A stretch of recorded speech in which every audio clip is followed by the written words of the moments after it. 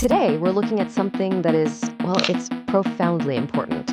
We're going to examine how these incredibly small moments inside a medical exam room, a simple phrase, a polite shrug, maybe a casual sentence, can actually permanently alter our health paths. We're diving into some absolutely fascinating insights from Dr. Daniel Carter. He's a physician with over 30 years of experience to uncover the 6 things you should literally never say to your doctor after you turn 60.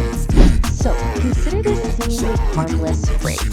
Doc, don't worry about me, I hate making a fuss. It sounds responsible, doesn't it? Like you're being a good, low-maintenance patient. But this exact sentence, spoken by a sharp, 71-year-old retired engineer during a routine visit, almost cost him his life.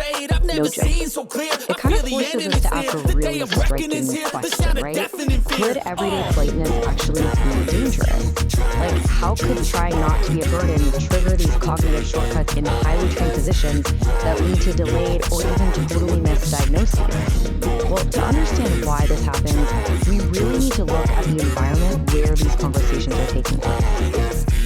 Section 1, the 15-minute window, the clinical clock. Okay, let's dive into this.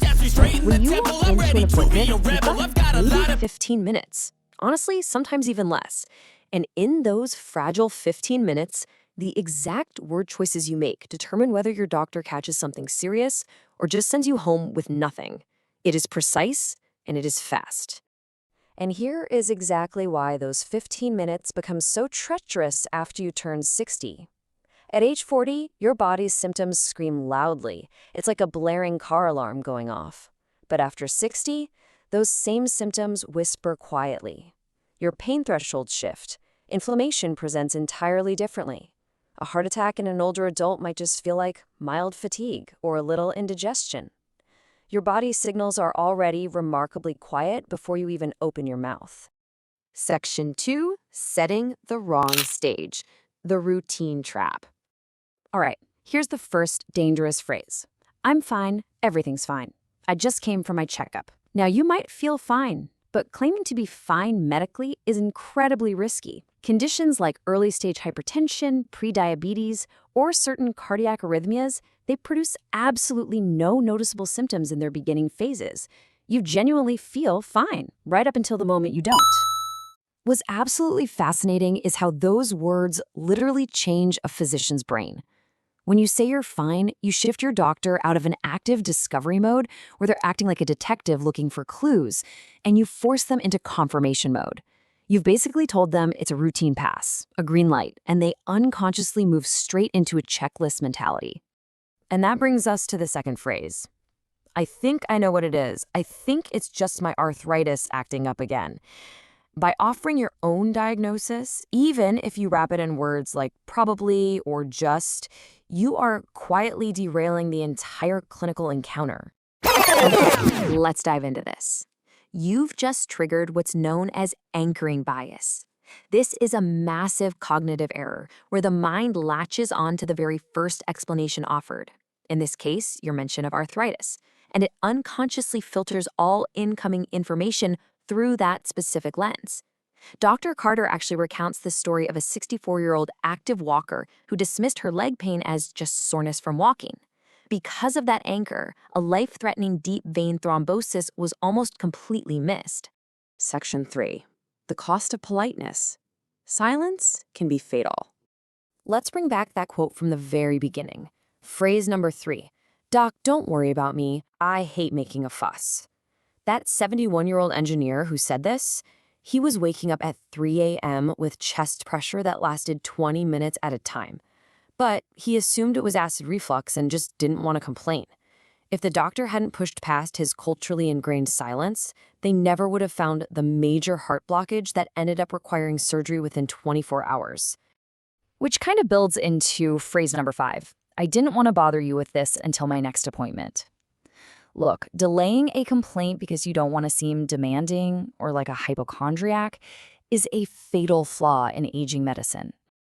To understand why waiting is so dangerous, we have to look at physiological reserve. This is basically your body's capacity to compensate, absorb, and self-correct. And the reality is, it heavily diminishes as we age. When you're over 60, you simply do not have the same physiological luxury of time that you had at 40. A symptom addressed in week 1 might mean a simple early intervention, but as your physiological reserve diminishes by week 3, that same symptom can evolve. By week 6, you aren't looking at a simple fix anymore. You might be facing aggressive treatment for very serious complication. So use your patient portal, call the nurse line immediately. Never, ever just wait for the next appointment. Section 4. Dangerous outside influences. External dangers. Here is phrase number 4, the phrase that literally stops doctors cold. I already looked it up online. It said it could be serious, so I didn't want to worry about it. When you say this, you're telling the doctor you had a real concern, but you pre-resolved it yourself, based on a web search. You are closing doors that desperately need to stay open. So the crucial point is what the internet cannot do. It cannot examine you physically. It can't listen to your heart, feel the lymph nodes in your neck, or notice asymmetric ankle swelling. The scariest symptoms you find online are the exact ones that require a hands-on, in-person physical exam. And that brings us to phrase number 6. My son looked into it and he thinks I should just try this supplement first. Now, we know this comes from a place of deep love. Adult children want to protect their parents. But this well-meaning interference is incredibly dangerous when it overrides clinical recommendations. Navigating your health based on family opinions means relying on a completely broken chain of information. Your kids mean well, but they don't have a medical license, they haven't done a physical exam, and they definitely don't have your chart. Adding a supplement or stopping a drug based on a quick internet search can cause catastrophic, hidden interactions with things like blood thinners or thyroid drugs. Section 5. Your voice as medicine. Take back control. And this brilliantly illustrates how to deliver raw data to your doctor, rather than a diagnosis. Step 1, state exactly where it hurts. Step 2, note when it started. Step 3, share what makes it better or worse. And Step 4, mention if it wakes you at night. This simple framework turns you into a precise clinical instrument. Your voice in that room is a clinical instrument. Really, use it. The patients who thrive over the long term, across decades, are the ones who communicate honestly. They don't minimize their pain just to be polite. They don't perform a wellness they don't actually feel. They speak up clearly and directly. So I want to leave you with this final provocative thought. What are you going to say at your next appointment? Think about the phrases we covered today. Think about your physiological reserve and the incredible power of your own raw data. If you found this explainer helpful, please share it with someone you love who is over 60. Help them advocate for their own life. Because the next time you walk into that exam room, everything you say matters.